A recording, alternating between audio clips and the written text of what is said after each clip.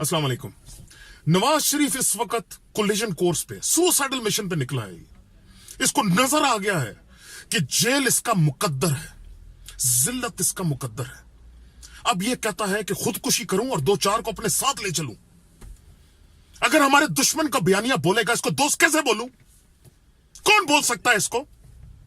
जो पटवारी खोता खोर आज भी इसकी लाइन को टो कर रहे हैं और अपने इदारों के खिलाफ बात कर रहे हैं। इन इग्नोरेंट लोगों को यह बात समझ नहीं आ रही कि इस वक्त पूरी दुनिया पाकिस्तान को आइसोलेट करना चाहती है। उसको बहाना चाहिए, और बहाना ये दे रहा नाहल शख्स।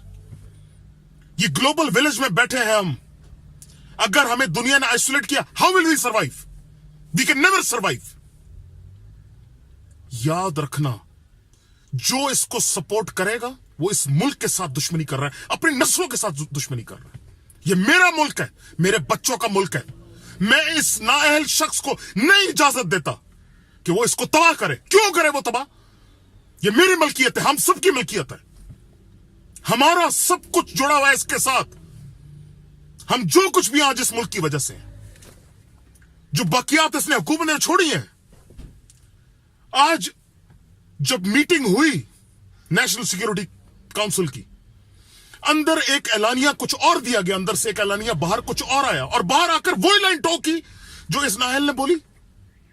क्यों? भाइयों समझ जाओ, इस वक्त ये हमारी तबाही और इस मुल्क की तबाही निकालना चाहते हैं, क्योंकि इनको नजर आ गया कि इनका मुस्तकबिल नहीं है इस मुल्क में। We don't want them any more, we hate them.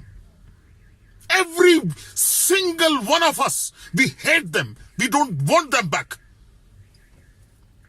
तो भाइयों, this is the time to stand up for your own country, for your children, for your own future.